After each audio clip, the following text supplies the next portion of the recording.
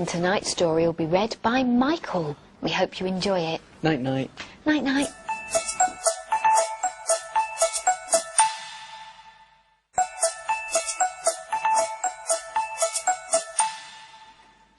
Hello, I'm Michael. Andrew and me are playing a game. I say something and Andrew does the opposite. You watch. Up. That's right, Andrew. Down is the opposite of up. Here's another one. Straight. That's right too. Curvy is the opposite of straight. Well, in tonight's bedtime story, Nate meets an opposite who seems determined to get him into trouble. The story is called The Opposite. When Nate woke up one morning, the opposite was standing on his ceiling, staring down at him. "You can't stand on the ceiling," said Nate. "Get down." But the opposite happened, and it stayed where it was. "Dad," cried Nate, "there's an opposite on my ceiling." "Where?" said Nate's dad, poking his head round the door. "There," said Nate, pointing upwards. But the opposite had already happened, and it wasn't there anymore. "Come on, Nate," said Nate's dad. "You don't usually make up stories to stay in bed." Nate came downstairs to start his breakfast. His mum poured out a bowlful of cornflakes. "You can do the milk yourself," she said. Nate always did his own milk. It was one of the things he was best at. Nate took the milk in both hands and gently poured it over the cereal. But then the opposite happened. Instead of the milk pouring down, it poured up, splashing all over the ceiling, then dripping down again all over the tablecloth. The opposite grinned in the corner. "Oh, Nate," said Nate's mum, "look what you've done." "It wasn't me," cried Nate. "It was the opposite, over there." And Nate pointed at the corner. But the opposite had already happened, and it wasn't there anymore. "Come on, Nate," said Nate's mum. "You're not usually so clumsy."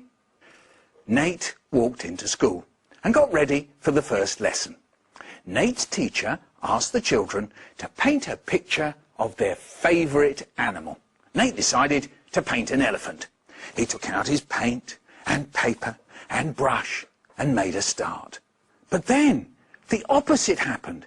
Instead of the paint going on the paper, it went on Nate's head, then on the floor, then on the walls, and then on his teacher. The paint went everywhere except on the paper, which stayed as blank and clean as ever. The opposite giggled from under the teacher's desk, right by the teacher's legs. "Oh, Nate," said Nate's teacher, "you're not usually so messy." "It wasn't me," cried Nate. "It was the opposite, under there." And Nate pointed at the teacher's desk. But the opposite had already happened, and it wasn't there anymore. Nate stopped and thought for a moment. Then he had an idea. Slowly, he pointed at the empty space in front of him. "I mean to say," said Nate, "that there isn't an opposite standing right in front of my finger." But then the opposite happened. Suddenly, the opposite was standing right in front of Nate. It blinked with surprise and looked a little worried.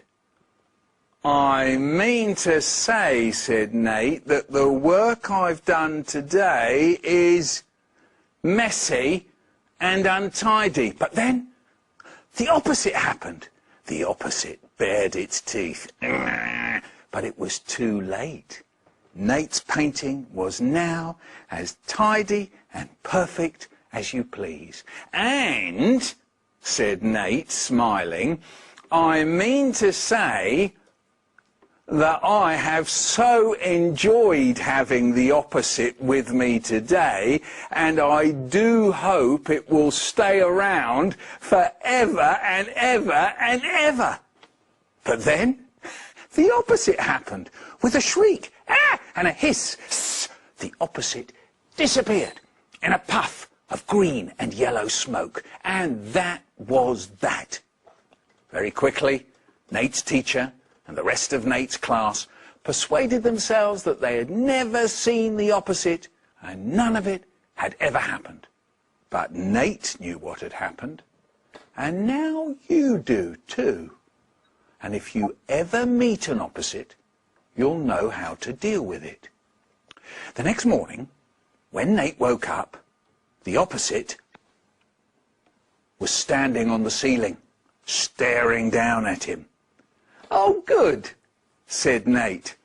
"I hope this story goes on forever and ever." The end. And that story was called The Opposite. You know, I think it would be really interesting to meet the opposite. Oh, I wish that today went on forever and ever. What? What's that, Andrew? Oh, I see. Andrew's pretending to be the opposite and telling me that today can't go on forever, as it's time to go to bed. But I'll see you soon for another story. Good night. Now, Andrew, I know another opposite. Look, if you stay there, you're near. But if I go over here, I'm far. But the moment I say far, then the opposite is coming back right here. Yeah, see?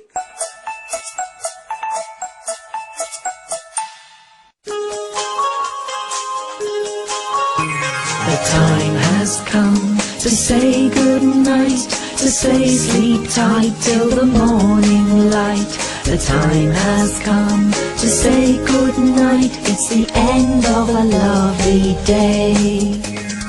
We had so much fun today, tomorrow's just a dream away.